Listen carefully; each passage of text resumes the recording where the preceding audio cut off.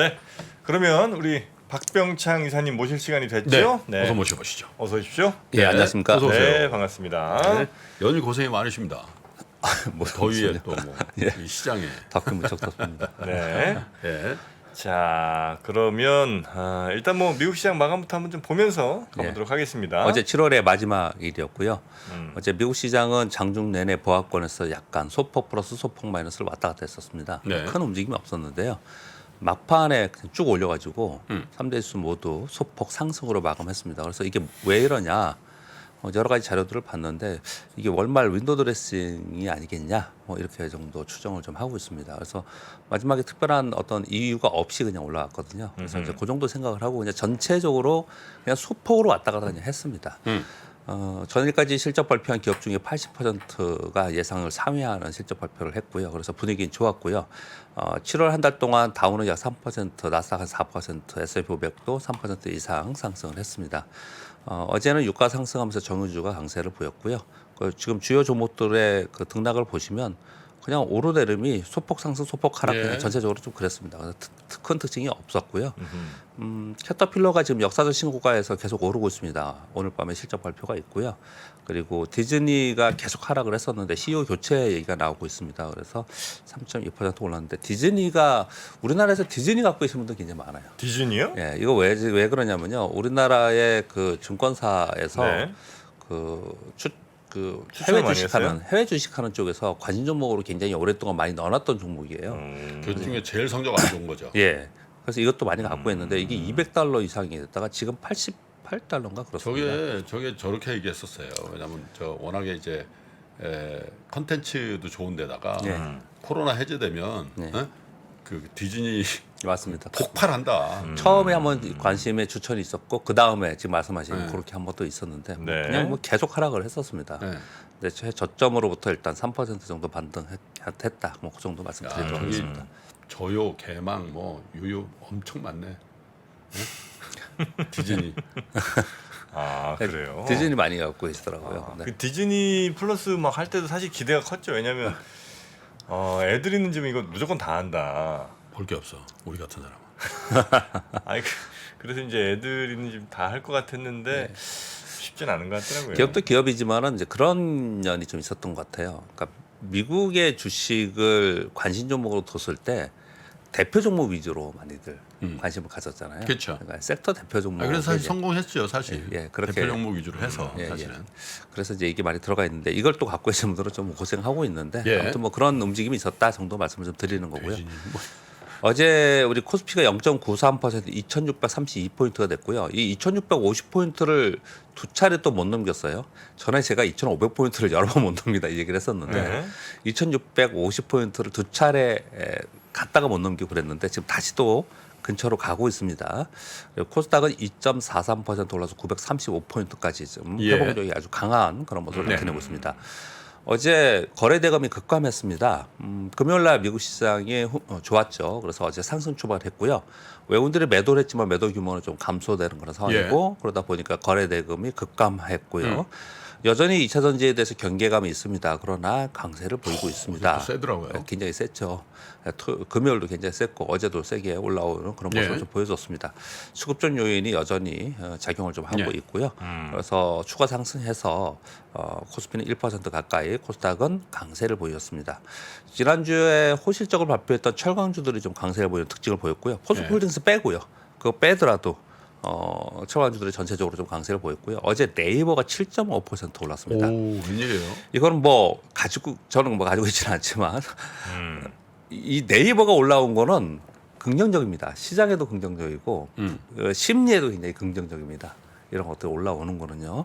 그래서 네이버가 최근에 밑에서 살살살살 올라오다가 어제는 7.5%나 강세를 보였습니다. 그 이유들은 좀 이따 말씀드리겠고, 그리고 어제 AI 챗봇 그리고 로봇 관련 종목들이 또 강세를 보였어요. 그래서 어제 2차 전지와 반도체의 일부 종목 빼고 요즘에 핫했던 거 빼고 어제 강세 종목이 뭔가 이렇게 봤을 때 네이버, 레인보우 로보틱스, 두산, 솔트룩스, 효성중공업 이런 거였어요. 보면은 그동안에 계속해서 한동안 시장에서 소외되었던 애들 중에서 선별적으로 좀 올라오는 그런 모습을 좀 나타나고 있어서 시장에서는 네. 이걸 보여드리는 건 이 종목을 항상 말씀드리면 이 종목을 설명드리는 게 아니고 시장에서는 지금 몰래 사서 돈을 벌까, 뭘 하면은 수급이 들어와서 대박이 날까? 네, 급등할까. 네. 이거 찾기에 지금 혈안이 돼 있고요. 그리고 실제로 한번 딱 이슈가 되면 뭐 추세적으로 오르는 게 아니고 그냥 급등해 버립니다. 그래서 이제 이번 기회에 해야 된다 이런 조바심의 수급도 상당히 그래서 있습니다. 미수가 느나 봐요. 예, 그렇죠. 그죠? 어차피 딱 맞고 딱 나와야 돼. 예. 뭐. 네, 좀 그런 상황이 좀 시장의 성격이다라는 네. 말씀을 드리도록 하겠습니다. 네. 오늘 어제 말씀드렸었는데 오늘 그 선물 옵션 15분 예. 조기 개장 시작이 됐고요. 시작이 오늘부터 되고요. 그리고 중국 차이신 제조업 PMI 요거 지금 어제 발표가 됐는데요. 미국하고 중국의 PMI 발표가 됐고 오늘 수출입 동향 나올 거고요. 머커바이자, 캐터필러, AMD가 좀 오늘 실적 발표를 합니다. 자, 당분간 빅 이벤트가 없다는 말씀 자주 드리고 있습니다. 그런데 이제 경제 지표들하고 물가 지표들, 고용 지표 이런 게 지금 계속 나오고 있는 상황이에요. 그냥 확인하는 정도입니다. 이것 때문에 시장이 왔다 갔다 하지는 않습니다. 예. 최근에 또 보면은 실적이 호실적으로 해서 지난주에 급등했던 종목을 좀 조정 하락을 하면서 조금 전에 아까 설명드렸듯이 소외되었거나 낙폭이 큰 종목들이 선별적으로 좀 올라오는 모습이 나타나요. 근데 이게 추세적으로 오를까에 대한 사실 모릅니다. 최초에 상승을 할 때는. 그렇기 때문에 단계적으로 접근해야 될지 아니면 또 올랐을 때 쫓아가면 또 물리는 거 아니야. 이러고 있기 때문에 이쪽은 대부분 어떻게 되냐면요. 이거 쳐다보면 이거 맞나 안 맞나 보고 있다가 그냥 가버리면 이거 나는 이제 놓쳤어. 이런 경우가 굉장히 많아요. 그래서 요즘에 이제 이런 현상이 좀 나타나고 있다는 것도 말씀 좀 드리겠고요. 근데 이슈가 있는지를 좀 체크하시는 게 가장 중요한 것 같습니다. 애플 실적 발표를 기다리고 있고요. 우리나라 시간으로는 금요일 날 새벽에 알 수가 있겠죠. 그리고 종목 장세 이루어지고 있다라는 거고요. 우리나라는 2차 전지의 수급 변동성 지속되고 있습니다. 그리고 반도체와 바이오주가 선별적으로 강세를 보이고 있는데 여러분들이 아주 체감적으로 느끼실 거예요. 보면은 2차 전지의 대표 종목이 예를 들어서 플러스 10%에서 플러스 5% 이렇게 밀리잖아요. 그럼 반도체하고 바이오 종목 중에 요즘 센 종목 있잖아요. 걔는 마이너스 3, 4에서 플러스 3, 4까지 올라와요. 이거 무슨 어떻게 생각해요? 어떤 생각이 드세요?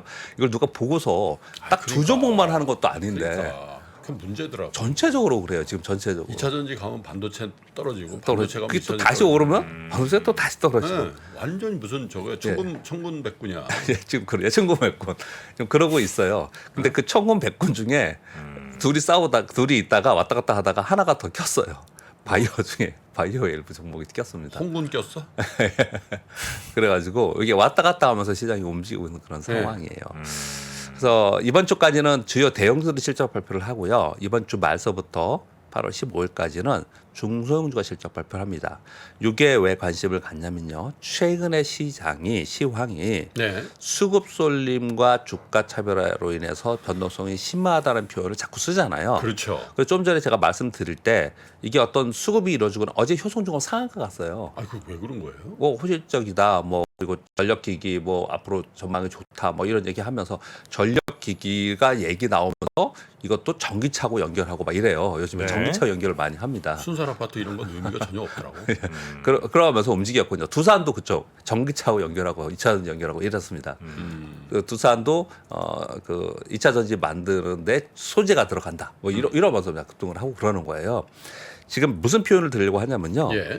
그렇게 지금 어떤 이슈가 되고 그랬을 때 수급 쏠림이 나타나면서 차별화된 일부 종목에 굉장히 큰 변동성을 주고 있거든요. 그러면 결론적으로 어떻게 되겠습니까? 지금 중소형주 실적 발표하면 이 중소형주 실적 발표하면서 이 실적이 미스가 되거나 아니면 향후에 이익 성장에 대한 어떤 기대감이 딱 나타나기 시작하면은 이 굉장히 큰 폭으로 오르는 종목, 큰 폭으로 하락하는 종목이 발생할 가능성이 높아요. 그래서 개별 종목의 변동성이 심화되는 시장이 이제부터 한 일주 이상 진행될 가능성이 높다. 그러니까 지금도 물론 그랬지만은 그렇게 네. 가능성이 상당히 높다라고 보시면 될 것 변동성 같습니다. 계속 지금 크게 유지가 될 가능성이 높다. 그 변동성이 수급으로 간다는 거죠. 전에는 물론 지금도 그렇지만 2차 전지하고 일부 반도체만 간다고 했지만 지금 보니까 그게 아니고 어떤 섹터에 또는 어떤 종목에 이게 이익 성장이나 이런 쪽이 좋다 또는 2차 전지와 연관되어 있다 이렇게 얘기가 나오기 시작을 하면 그러니까 지난주에 보면 LS도 막 급등을 그랬잖아요. LS 그룹이요. 네, 그렇듯이 지금 시장의 수급 쏠림으로 인한 변동성이 굉장히 심하다. 그래서 주가 움직임을 그걸 시장의 성격을 파악하고 주가 움직임을 해석을 하자 이렇게 말씀을 드리고 있는 겁니다. 네. 1번, 2번, 3번은 우크라이나 러시아 전쟁 관련된 뉴스가 그러니까 나왔어요. 지금 러시아 본토를 또 오랜만에 제가 드론으로 공격하고 네, 있다고 그렇습니다. 그러더라고요. 오랜만에 요거를 좀 정리한 게 지금 어디까지 와 있나 좀 말씀을 드려보도록 하겠습니다. 각각 러시아와 우크라이나가 상대국을 제외하고 종전 방안을 논의하는 회담을 지금 하고 있습니다. 그게 무슨 의미가 있지? 아니 싸움을 하면 예. 당사자들끼리 뭐 예. 그만하자고 해야지. 아니 근데 당사자들끼리 너무 감정이 안 좋으니까 좀 우회하는 거겠지 뭐. 예. 그래서 지금 러시아는 푸틴은 아프리카 정상들과 회담을 했거든요. 네. 그래서 이제 푸틴은 러시아 쪽에서는 제재 완화 논의를 지금 주장을 했고요. 네. 아프리카 정상들은 야 이거 평화 협정을 맞아야 되지 않겠냐. 아 근데 아프리카 정상회담장에 청바지 입은 프리고진이 뜩 나타났더라고. 아프리카 정상들하고 오케이 왔어? 막 이러고 후진 참 대단해. 미스터리입니다. 네. 예, 그렇게 진행을 하고 있고요. 그리고 지금 8월 초에 지금 8월 1일이잖아요. 우크라이나는 사우디에서 미국 등 30개국과 우크라이나 전쟁 종전 회담을 지금 진행한다라고 네. 하고 있어요. 이걸 지금 어떻게 외신에서 해석을 하냐면요. 양국이 만일 앞으로 언제 될지 모르지만 종전 협상이 있었을 때 외교전에서 유리한 고전을 선점하기 위해서 미리 이렇게 하고 있는 거다. 이렇게 해석을 하고 있더라고요. 그렇게 해석을 하고 있고요. 그리고 우크라이나는 미국과 안전보장 관련 협의 시작을 했다라는 로이터발 뉴스가 있었습니다.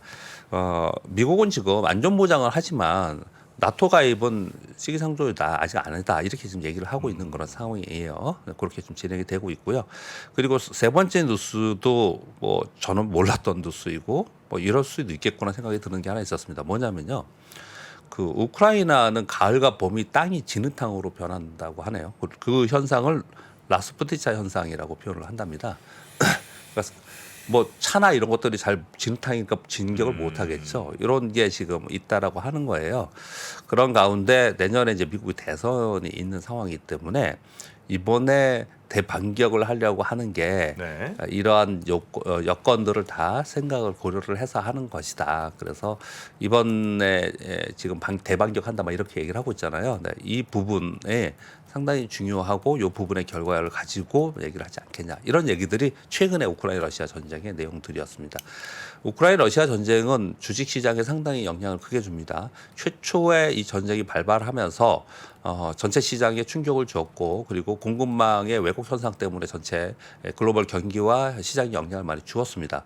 그리고 나서 지금 꽤 오랜 동안 전쟁을 하고 있기 때문에 우리는 잊혀지고 있지만 이것이 새로운 국면에 갔을 땐 또 시장에 영향을 줍니다. 그렇기 때문에 늘 관심 있게 보고 있는데 최근 들어온 뉴스가 이런 게 있어서 여기까지 와 있구나 정도 여러분들이 좀 이해하시면 될 것 같습니다. 그리고 인도에 지금 글로벌 기업들이 전부 다 가고 있어요. 많이 어마어마합니다. 가더라고요. 네. 한번 좀 읽어드리면요. AMD는 4억 달러 투자해서 반도체 디자인 센터 건설, 어플라이드 머티리얼즈는 반도체 장비 회사입니다. 4억 달러 투자해서 엔지니어링 센터 건설, 마이크론은 8억 달러 이상을 투자해서 반도체 테스트 및 조립 공장 건설, 테슬라는 인도 정부의 기가팩토리 건설하겠다고 의향 전달해서 지금 만나고 있죠. 정부성 관리자. 그리고 애플도 첫 애플 스토어 개장하면서 야, 저게 뭐 우리나라 같은 경우는 하나만 들어와도 지금 뭐 한 일주일 기사거리인데 지금 뭐 동시에 뭐 몇 개가 들어가요. 예, 저게. 애플도 지금 인도를 다음에 지금 가장 큰 시장이다 얘기를 하고 있고 오늘 아침 뉴스에는요. 월마트 있잖아요. 월마트 인도에 투자한다고 뉴스 아침에 또 나와 있더라고요. 월마트. 아, 그럼 미국에서나 좀 잘해야 될 텐데. 월마트도. 그래서 이러고 있는 그 상황이에요. 근데 이런 내용들은 이런 거죠. 왜 그런가 뭐 엔지니어가 있다, 노동력이 있다, 시장이다 이런 건 뭐 우리 일반적인 얘기고요.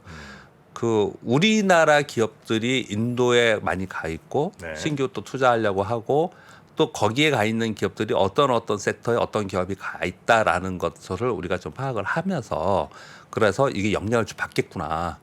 라는 생각들을 좀 해야겠죠. 네. 그래서 이 뉴스를 좀 가져왔고요.